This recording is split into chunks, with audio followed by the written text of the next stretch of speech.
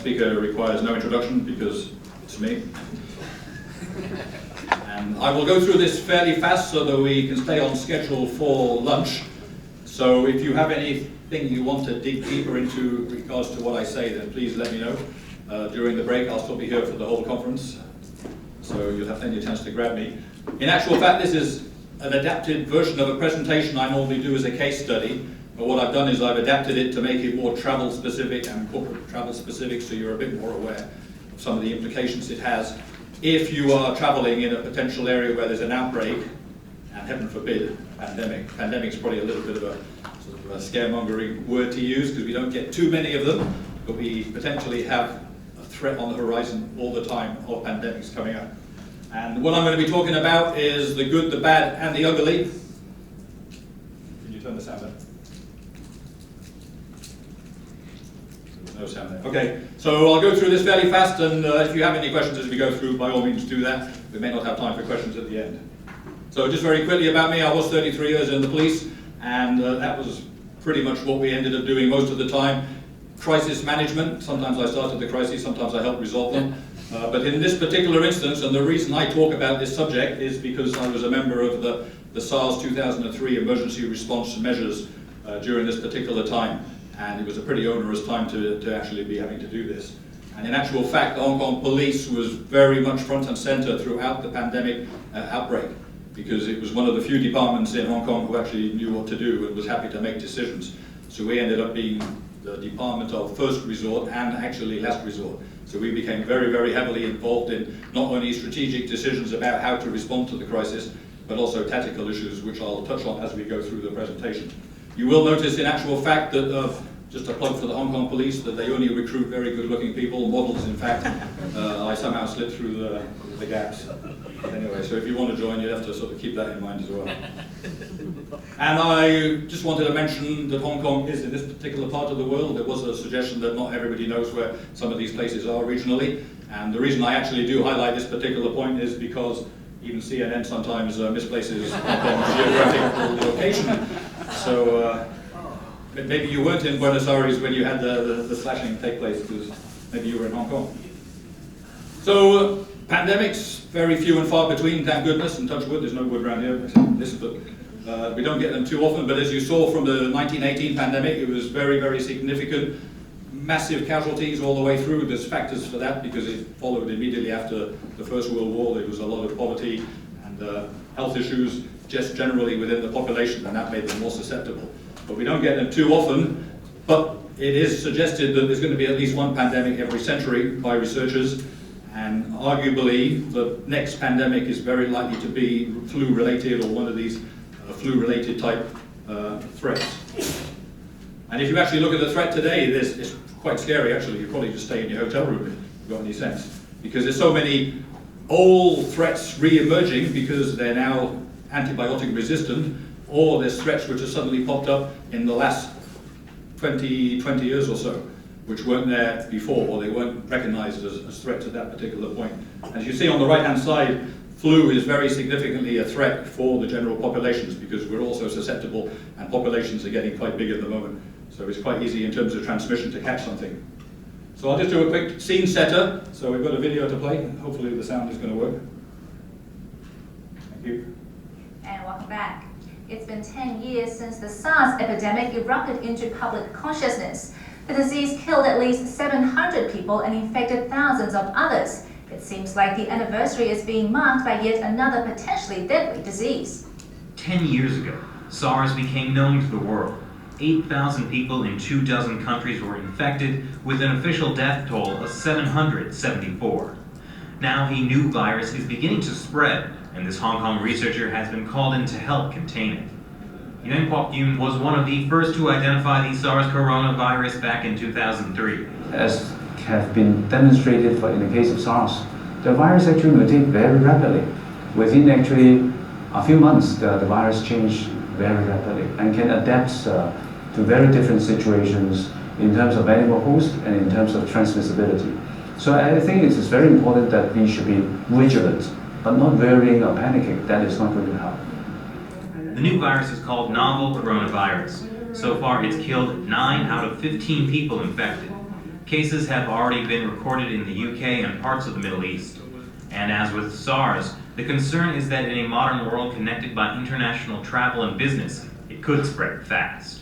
Professor Kwok Yoon goes through samples of the virus. It comes from the same family as SARS and the common cold. In Hong Kong, the terror of SARS is still fresh in people's memory. It killed 299 people, schools were suspended, and the virus even triggered evacuations.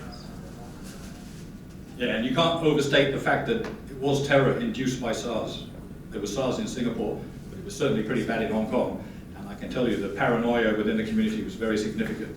And the good thing is that arguably they've had their bitter experience and they've learned from that experience and they're very well prepared for the next outbreak. But I can say from my experience with other countries, because they haven't had that very bitter experience, they're not as prepared as they necessarily should be for these sort of situations, even though everybody claims they're ready to go as necessary.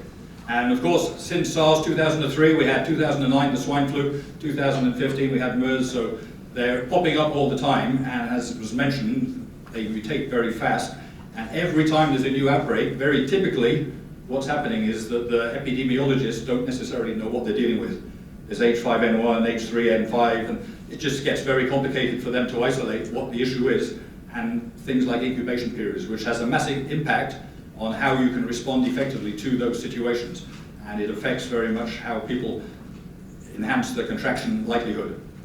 Okay, we got the sound back, that's good. That helps keep you awake in case you decide to nod off, but you won't be allowed to, there's at least a few more shots to come. So I'll talk about some of the good things, and it's mindful to have at the back of your mind for when you're traveling or your staff are going to be traveling. So one good thing arising from SARS is that now there's a lot of information out there if you need it. There's lots of sources where you can go if you've got staff going to a particular location. You've got the WHO websites, you've got country-specific websites. This is the one in Hong Kong where they give you a lot of updated information of where you're going to be traveling. There's also your state office or the foreign office. They will give you indications if there's an outbreak emerging. And of course you've got media reports and they will jump on these things very quickly. So when Zika was emerging, of course, pre-Olympics, that was all over the place. And everybody was very mindful about the risks that were likely to arise from it. So if you haven't done your due diligence in terms of what is there and whether there's a safety issue or safety concern, then really you've got no one to blame for yourself, because all the information is out there if you need it. And of course, in most of these places now, there's a lot of improved safety procedures put in place. In Hong Kong, for example, and in lots of parts in Southeast Asia, there's a problem with animal husbandry, where there's animals, live chickens, live poultry, all being dealt with by humans, and that's where the crossover mutations take place. So very often there's a lot of culling taking place when there's a possibility of an outbreak. So that's improved very significantly, and very likely as travellers or corporate travellers, you're not going to be hanging around in wet markets. I hope not, because you've got particularly strange predilections. And I'll just do another video, which again shows you some of the measures which were put in place during SARS, which are replicated in most outbreaks. With all the various public health initiatives now being put in place, for many in Hong Kong, it is starting to feel like SARS revisited. Just introduced compulsory temperature checks for all school children before they attend class each day. And in this high-rise city where most people live in apartment blocks, the disinfected plastic sheeting has reappeared on the security code pads and lift buttons. They're all measures which worked for Hong Kong during SARS and which the government is hoping will work now as it faces the latest flu threat.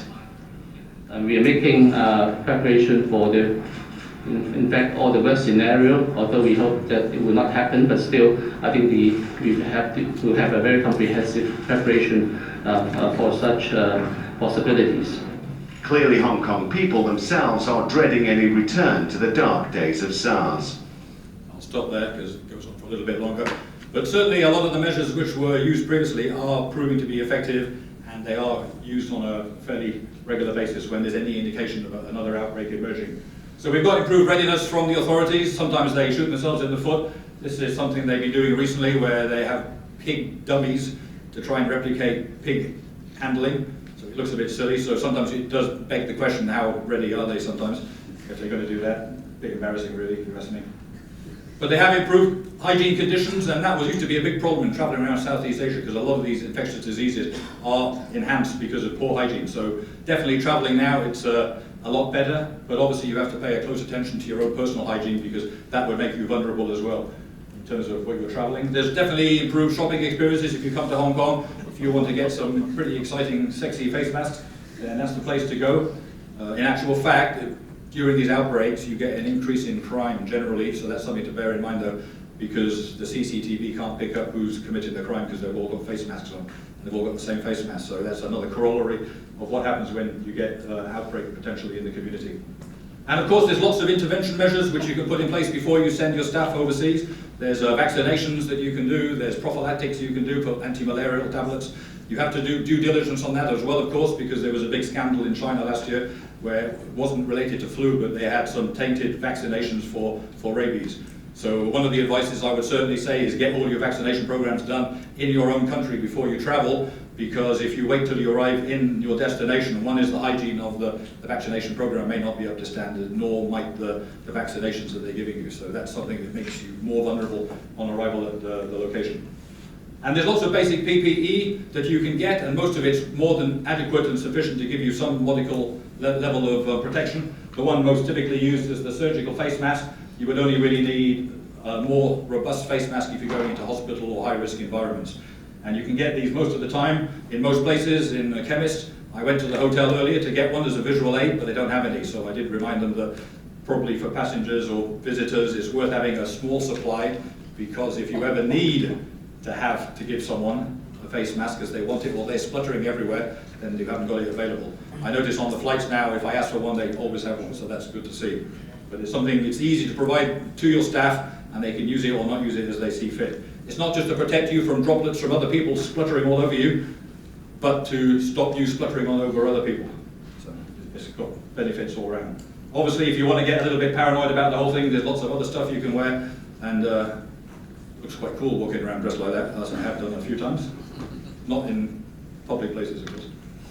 And of course you get cheaper hotels, because when we had the outbreak during SARS, all the hotel occupancy went straight down and you could get really good deals and upgrades, so this is something to bear in mind. So if you can try and factor your corporate travel around outbreaks, then you'll probably find you can save a lot of money.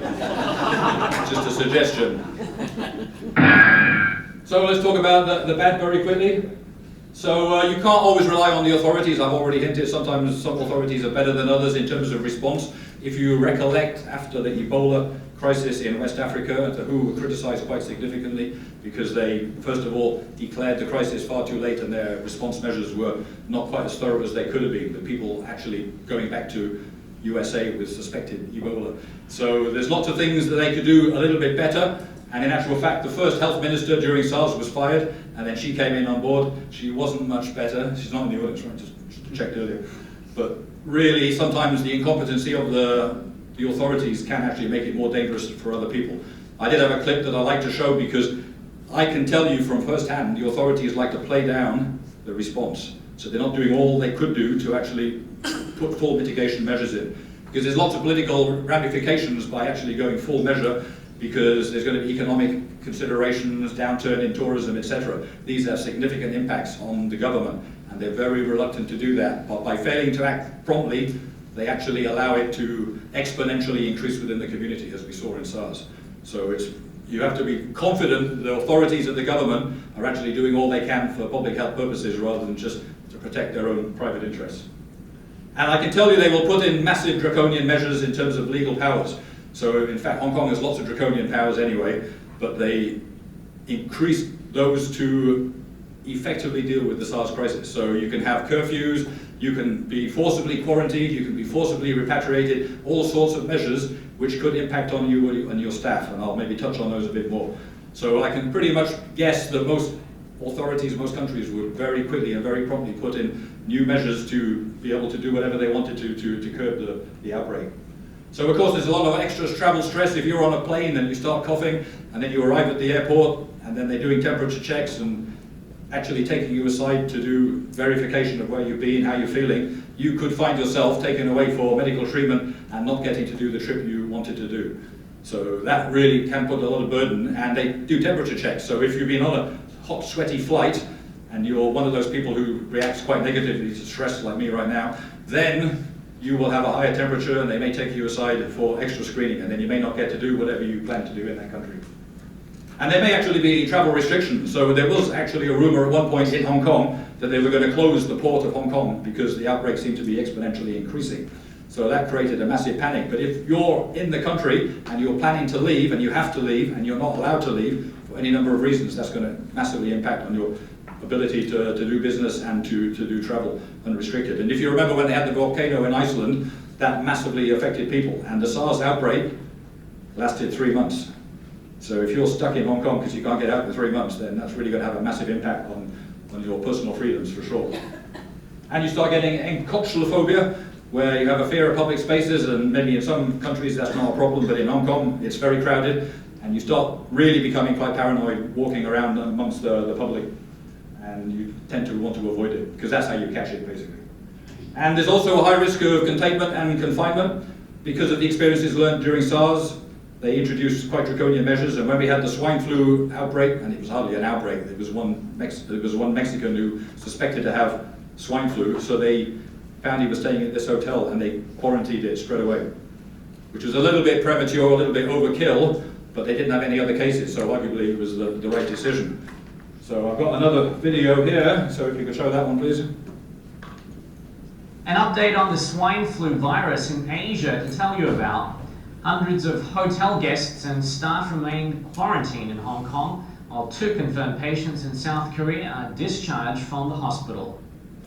Over 300 tourists and staff quarantined at a Hong Kong hotel are aching for their release on Friday.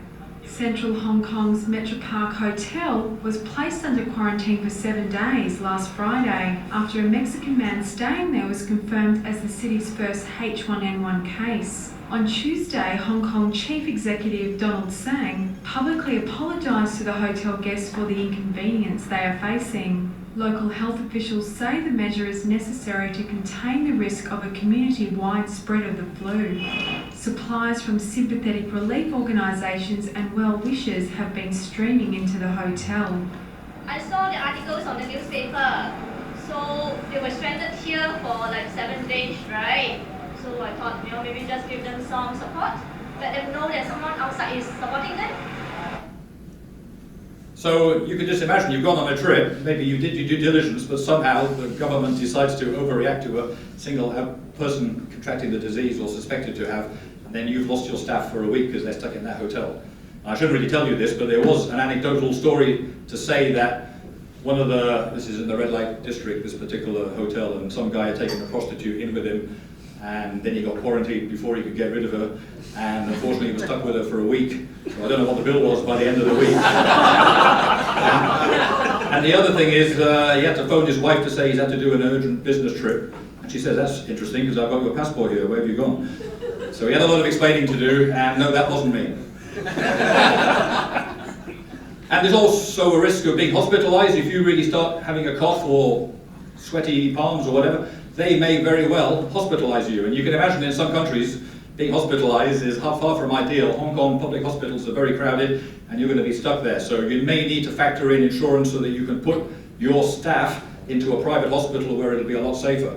But if there is an outbreak, everywhere is going to be overwhelming the systems, and the chances are that you might contract something even worse while you're in the hospital. At the beginning of the outbreak in SARS, when they didn't know what they were dealing with, quite a lot of the doctors died because they hadn't put in all the necessary PPE measures to protect themselves. So it is quite a vulnerable situation having to go to an overseas hospital, plus the costs involved as well from insurance perspectives. And of course the whole of society is impacted, so you never know who's actually a potential person of risk that might pass on the disease to you. And there's nothing worse than having a whole bunch of school kids running around town all day because they're very noisy and very agitating. And there's lots of vulnerable areas which you won't necessarily know. There are clusters of outbreaks, and we were monitoring this quite closely during SARS, but that's not necessarily made very public knowledge, so it's more of an insider thing. So you might find yourself staying in an area which is quite a high risk of infection, or there's a big risk of a major outbreak, so you have to be very careful, and you have to monitor the media quite closely to find out if there are no-go areas, and again, stay away from large crowds, of course. And of course there's massive media interest, so you might find yourself suddenly being interviewed, what's it like being in this hotel for a week, and that was happening quite a lot, and social media became very prevalent because they were all inside running blogs to say, well, I'm having a terrible time, I wish the government would do something. And that put a lot of pressure on the government, and obviously they got food delivered to them as a result. And there is a very big risk of mass outbreaks, particularly in a place like Hong Kong. Everybody lives in very confined areas, and there was actually a mass outbreak in Hong Kong where the whole tenement block had to be evacuated for cleansing purposes.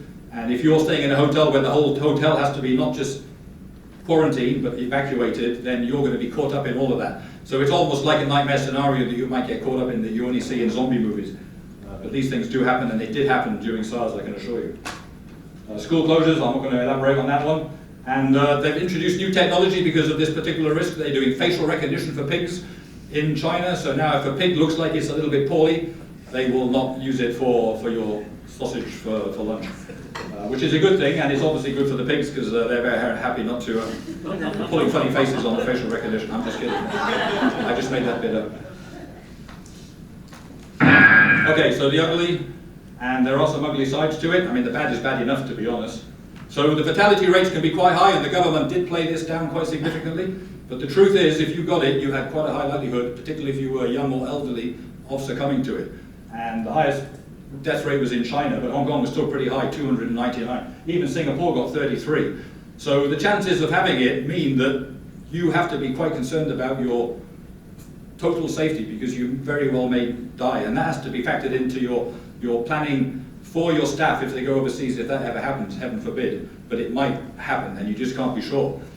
The people who actually contracted SARS in Hong Kong and spread it initially weren't from Hong Kong, they'd come from China and overseas, and they took it to other destinations, so it was arguably a pandemic, but secondly, they had actually imported it into that country. So everybody's very vulnerable to the possibility that you might have it. And because of the extended incubation period, you may not know you've got it for 10 days. The incubation period was 10 days. So the amount of opportunities you have to spread it to other people is quite significant. So there is paranoia in the community. People were very paranoid. There's also personal paranoia. I was very heavily involved in the response during this particular period, working 15 to 18-hour days. And after 3 weeks, we had a small respite. So I took my team out for a few drinks. In fact, it was quite a lot of drinks.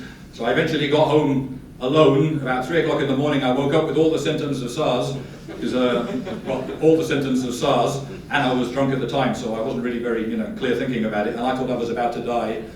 I managed to get to the toilet and freshened myself up and went back, calmed down, and I was okay, and I'm still here to tell you the story. But it is very nerve-wracking, and I can imagine if you've really got it, how threatening it must be knowing that you could possibly die. So you can't underestimate the paranoia that it induces within the community. And there was a lot of economic depression during this time, and Hong Kong arguably is still suffering from it, because there was a big drop in tourism. They brought Jackie Chan out of retirement. That was a mistake, but there you go.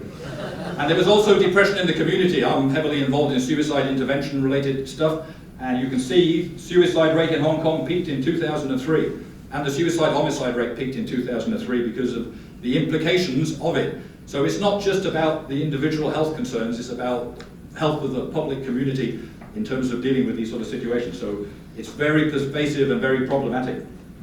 And of course there's the risk of infecting, and this is the best picture I could come up with, but the risk of infecting family members, and I can tell you the responders during SARS did not go home, sometimes for weeks on end, because they did not want to risk infecting their family members. Even though there was no indication they might, or they were infected, they just didn't want to take the risk. So we had people sleeping in the office for weeks on end to avoid that problem. And I lost a few of my negotiation teams because they dealt with an incident where they was negotiating with a person who was later found to have contracted SARS, and they were put into a 10-day quarantine as well. So you could actually lose resources and manpower very, very quickly if you're not careful. And during SARS we were doing contact tracing, which is why the police were heavily involved. And you can see by this example, this particular doctor managed to infect a whole bunch of people because of the fact they had close contact with family members, etc., etc. So one of the measures they put in place in Hong Kong, and they did it in Singapore as well, was home confinement. So families were asked to stay deliberately in their home. They had food delivered, they had medical checks daily, and that helped curb it from going further into the community. And that worked very effectively. But that's why they're so keen to do it for hotels, and why corporate travelers are very susceptible to that. And of course there's always a risk of a breakdown of law and order if it really escalates beyond expectations. And during SARS, there was one rumor that went out to say that all the supermarkets were going to be emptied. So everybody in Hong Kong rushed to the supermarkets, got all the rice, all the milk, etc.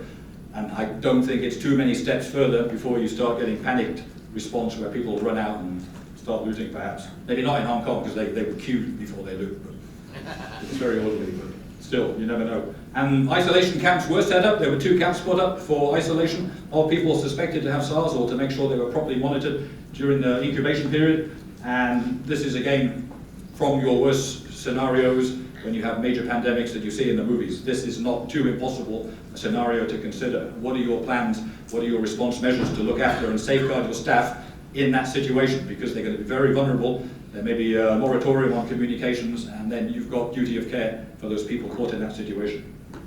And just to scare everybody before you go, one of the big concerns, of course, talking about terrorism, is weaponized pandemics. And there's lots of talk about dirty bombs, but it's not too difficult to infect somebody deliberately with something pretty horrible and then send them out on a plane, and there have been attempts to do that which have been interdicted luckily. So the potential is seriously out there from a risk analysis perspective. Obviously you can't do much as a corporate traveller to mitigate that, that's for the authorities, but you need to be thinking perhaps in what happens if my team or my staff get caught up in anything like that. So just very quickly to finish, there's a lot of things you could be doing beforehand, due diligence to make sure you've done your checks on is there a threat, how serious is the threat, what things you need to be putting in place. And there's lots of things you could be arming your staff with beforehand, with vaccinations, PPE, awareness, what things to do, what things not to do. And when they get there, it's very important to observe personal hygiene, to make sure you're monitoring news reports, not going to risky areas, and keeping in close contact with your corporate office and staff to make sure that you are getting further information and risk assessments. And there's no reason why you shouldn't be flown straight out before things escalate and your quarantine or the ports are closed down. So there's lots of things you can do, and I would certainly encourage you to do that. So if anybody wants a copy of that slide, but it's all common sense, frankly speaking, and very much in line with what you're all doing as risk managers. So the important thing is to keep your eye on the ball before you go there, while you're there, and when you come back, because you could come back and you've already got it and you didn't realise. So now you're taking it back to your corporate office, and there's going to be a lot of vacancies coming up shortly, because everybody dies as a result of your infection, but still, that's always a good thing, right? And these things do mutate, so don't be complacent because you don't know what you're going to be dealing with next. And the last question I want to leave with is, are you ready? So this is patient 0, he fully recovered eventually, which is good to know. And if you want my contact details, there they are. I'm happy to elaborate further on the subject, and I think we're a little bit behind schedules, but I'm a negotiator, so I'm meant to talk through deadlines, and hopefully I haven't interfered too much with the next speaker. I do apologise, but you're welcome to come up and talk as fast as me. Thank you very much.